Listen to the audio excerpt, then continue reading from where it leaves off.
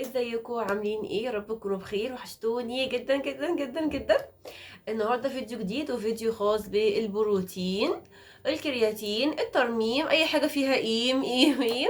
معانا في فيديو النهارده ان شاء الله. تجربتي معاه انا عملته مرتين او ثلاثه والله مش فاكره، بس هقولك بقى على التجربه وعلى الحاجات الكويسه والحاجات الوحشه وايه اللي قابلني وشعري وقع ولا ما وقعش وكل الحاجات دي كلها هتلاقيها في الفيديو ده. فلو انت بقى مهتمه بالبروتين او انت عروسه او مثلا عايز تعمليه وخايفه تعمليه او ايه القلم ده، ماشي حلو جميل لاقي مع الطقم، او عايزه مثلا تعمليه او اي حاجه من دي، تابعي الفيديو ده هيفيدك جدا جدا جدا. وهقول لك كمان على النوع الحلو والنوع الوحش اللي انا جربته. فيلا بينا على الفيديو. بس ما تنسيش ايه، لايك لايك لايك لايك وسبسكرايب في القناه او اشتراك لو انت لسه مش مشتركه. وما تنسيش تفعلي زر الجرس عشان كل ما انزل فيديو يوصلهولك اول باول. ويلا بينا على الفيديو. طيب مبدئيا كده انا قلت لكم ان انا جربته مرتين او 3 مرات مش فاكره، بس المرتين الاولانيين جربت نوع معين، واخر مره جربت نوع مختلف خالص. اول نصيحه بقى، لو انتي شعرك مش وحش مش مجعد كده وناشف وهايش وحالته يعني صعبه جدا، يبقى بجد بلاش، يعني نصيحه بجد بجد بلاش. لان يعني اي نوع بقى بروتين، كرياتين، ترميم، فيلر، حاجات شبه كده، اي حاجه هتفرد لك شعرك يبقى بجد هتدمر لك شعرك، هتوقعه، هتقصفه، هتبهدله. يعني مش بس هتوقعه، لا دي هتدمر الشعر ذات نفسه. فلو انت شعرك مش وحش قوي فتمام، يعني حبي طبيعه شعرك. في دلوقتي اصلا ناس كتير جدا جدا بتعمل بقى ستايلنج للشعر الكيرلي، بيبقى تحفه تحفه تحفه. انا اصلا بحب الشعر الكيرلي اكتر من الشعر الواقع خالص ده. تحسوا ان في كده حيويه كده، بيدي مثلا تربيع للوش كده حلوه. شعرك بيبقى مثلا حلو كده وكتير كده، شكله بيبقى بجد لطيف قوي قوي قوي. فلو انت شعرك كيرلي يعني حبي طبيعه شعرك، اتعلمي ازاي تعمليه كيرلي يبقى شكله حلو في البيت. نيجي بقى للتجربه بتاعتي انا الشخصيه. بصوا انا عملته اول مره وانا بتجوز، عروسه بقى، وقلت افرح بيه بقى وما اقعدش مثلا اسرحه كده. بص انا طبيعه شعري مش وحشه خالص، طبيعه شعري حلوه، بس انا مشكله شعري ان هو جاف. يعني انا شعري جاف، بشرتي جاف، انسانه جاف في نفسي كلي. فمشكلتي معاه ان هو بيهيش بس، لكن ولا مثلا في كسر، ولا مشكلتي معاه بس الهياشين مش اكتر من كده. فاتدلعت وقلت لا انا عايزه اعمله بروتين عشان ابقى فرحانه بيه بقى، وابقى مثلا مش مهتمه مثلا بيه زياده او كده، اخد الشاور بتاعي واطلع وخلاص على كده، مش عايزه اعمل فيه اي حاجه تانية خالص. فطبعا ده كان دلع، بس ماشي عروسه بتدلع مش مهم خلاص يعني. المهم فعملته، وعملته من نوع البروتين بتاع دكتوره ريهام صلاح.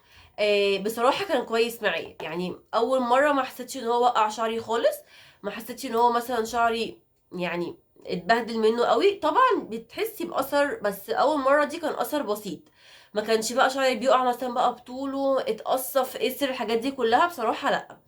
عشان بروتين دكتور ريهام صلاح يعني لحد ما كويس مش وحش خالص. طيب قعد معايا قد ايه؟ بصوا قعد معايا 5 6 شهور، لحد ما الجذور بتاعت الشعر دي ابتدت ان هي تبقى طالعه.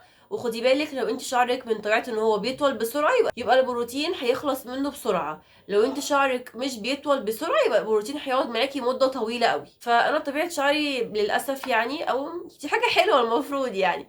المهم ان هو يعني ايه بيطول بسرعه، فما طولش معايا مثلا ان هو سنه او سنه ونص زي ما بنسمع على الفيسبوك بقى والاعلانات والحاجات دي كلها. قعد معايا 6 7 شهور، بعد كده الجذور بقى خلاص بقى بتطلع. اوحش حاجه اصلا البروتين بيروح من الشعر من قدام، يعني مفيش بروتين بيروح من الشعر من ورا الاول، يعني نلمه دير حصان وقدام يبقى زي الفل وكويس معانا. فده مش موجود للاسف. فهتحسي ان هو من قدام خلاص الجذور بتاعته بقت طلعت، طبعا بيبقى شكله مش احسن حاجه خالص. لما مثلا لو انت شعرك مثلا مش حلو، اول حته من قدام بقى دي بتبقى مكسره ومبهدله. لو انت شعرك مش حلو والباقي كله يبقى مفرود، يبقى شكله بجد يعني المرحله دي بتبقى مرحله وحشه قوي قوي قوي. المره التانية مش فاكره عملته امتى او عملته ليه، بجد مش فاكره خالص. تالت مره بقى انا لسه عاملاها بعد ما ولدت بنوتي مكه. طيب عملته ليه؟ بجد كنت طالعه من ولادة مكة نفسيتي متدمره. واللي لسه ما شافش بقى فيديو تجربة الحمل بتاعت مكة، الحمل للمرة التانية وايه اللي حصل لي فيها، وكانوا أسوأ وأصعب 9 شهور عشتهم في حياتي، هتلاقوا الفيديو هيظهر لكم هنا أو هنا أو تحت في الديسكريبشن بوكس. فروحي شوفي عشان تعرفي أنا كنت نفسيا عاملة ازاي من حمل وولادة مكة كمان. مش كده بس، أنا كمان بعد ما ولدت مكة أنا ولدتها شهر واحد. شهر 4 أول 4 كنا في رمضان، جالي كورونا يعني، ومش أي كورونا، لأ كورونا كورونا على أصولها. أنا لحد دلوقتي مش بشم كويس من دور كورونا ده. فيعني قضيت رمضان كله، يعني مثلا كان العزل 14 يوم، وكمان خدنا بعدهم لحد 20 يوم في العزل أنا في رمضان، تخيلوا. فبجد كنت طالعة نفسيا متدمرة من حمل لولادة الكورونا، هوبا على بعضه كده، هوبا هوبا كده. فلا لا لا لا، كنت بجد محتاجة حاجة كده تخليني يعني اغير مود كده، احس ان انا شكلي حلو بزيادة، اي حاجة يعني. فقلت لا، قلت بقى اعمل بروتين، بس خراب بخراب رحت عملت صبغة وبروتين توجذر. فطبعا بقى كان شكلي حلو، كان شعري بقى طويل وكان جميل بقى وكان مفرود وزي القمر. فرحتي فرحتي كام شهر، خدي بقى الصدمة. وقع، قسر، اتبهدل، اتدمر. يعني انا حاليا اهو بكلمكم وانا شعري، يعني عايزه اقول لكم انا كل يوم بعيط عليه، اتدمر لان صبغه وبروتين في نفس الوقت بهدل شعري، بهدله جدا جدا جدا. انا شعري كان طويل يعني لحد اخر ظهري، دلوقتي شعري لحد هنا. طب انا عارف البروتين مثلا بيوقع الشعر، بيأثر الشعر، دي انا ما شفتهاش قبل كده. المهم يعني انا في مرحله بقى ان انا عايزه اعالج شعري وارجعه الى طوله الجميل وحيويته وتقله الحلو ده. فاستنوا بقى كده فيديو جاي، فيديوهين جايين الشهر الجاي، الشهر اللي وراه، احنا قاعدين مع بعض ما وراناش حاجه. اعمل بقى كده بقى وصفات بقى، على بيقولوا وصفة الروزماري حلوة جدا جدا للشعر، برضو هجربها. طبعا كل ده بقى هطلع بقول لكم بقى تجربتي فيه وايه اللي نفع معايا وايه اللي ما نفعش. كنت عاملة وصفة للشعر تحفة فظيعة جدا جدا، سيبها لكم برضو تحت في الديسكريبشن بوكس او هنا او هنا، ايهما اقرب الله اعلم. برضو الوصفة دي انا مجرباها قبل الجواز، كنت بعملها كانت متقلة شعري ومطولة، كانت تحفة تحفة تحفة. فبرضو جربيها لو انت لسه مجربتوهاش، تفرق في شعرك قوي قوي قوي. فالخلاصة ان البروتين بيدمر الشعر، بيبهدل الشعر، بيأثر الشعر. لو انت بقى عروسة نفسك تعمليه كده مرة من نفسك ولا حاجة، فاختاري نوع ما يكونش تقيل على الشعر. لو انت شعرك حلو، انا اتغبيت للأسف، اتغبيت اخر مرة وعملت نوع اسمه جي كي. النوع ده كويس، بس ده عايز شعر يبقى مجعد قوي، يبقى صعب قوي، يبقى خشن قوي، عشان هو حامي قوي قوي على الشعرايه. فانا شعري ما كانش مستدعي كل الحاجات اللي في البروتين بتاع جي كي. فممكن بقى ده اللي بهدل شعري ووقعه وقصره وخلاه حالته يعني ميؤوس منها خالص. فلو انت عايز تعمليه، فانا برشح لك البروتين بتاع دكتوره ريهام صلاح، خفيف على الشعر، حلو جدا جدا على الشعر. مش بيدمر الشعر التدمير بتاع باقي انواع البروتين خالص بصراحه. بس اعمليه مره واحده، لو انت عروسه متتعوديش عليه، متتعوديش على كده، عشان شعرك بعد كده هيتدمر وكده كده هيقع لو انت قررتيه اكتر من مره. ولازم تبقي عامله روتين مع البروتين، صدقوا حلوه روتين مع البروتين. والله بقول اشعار. يعني ايه؟ يعني تسالي مثلا بقى الدكتوره مثلا ريهام صلاح، لو انت مثلا هتاخدي بروتين منها، عندها منتجات حلوه جدا جدا برضو للشعر.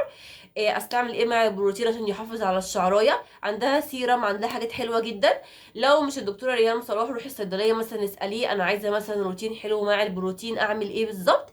سيرم بقى معين، حمامات كريم. الحاجه اللي بعد كده، اوعي تعملي صبغه مع البروتين، لان انت كده هتدمري شعرك تدميره محترمه. يعني اسال مجرب، يعني انا عملت كده وبجد شعري متدمر خالص، لان اصلا الصبغه بتاذي الشعر اذى وحش قوي قوي وبتنشفه وبتبهدله. تخيلي بقى تعملي ده مع ده، فانت مستنيه ايه من شعرك؟ يعني هيعمل ايه؟ هيقع، هيقصر، هيتبهدل، هينشف، هيتقصف، هيبوظ خلاص. الحاجه اللي بعد كده ان احنا يا ريت نحب طبيعه شعرنا، يعني نحب طبيعه شعرنا ونغذيه على طبيعته. لو شعرك كيرلي، خشي على اليوتيوب، خشي على الانستجرام، اكتبي ستايلنج للشعر الكيرلي، هيطلع لك مليون فيديو بمليون طريقه.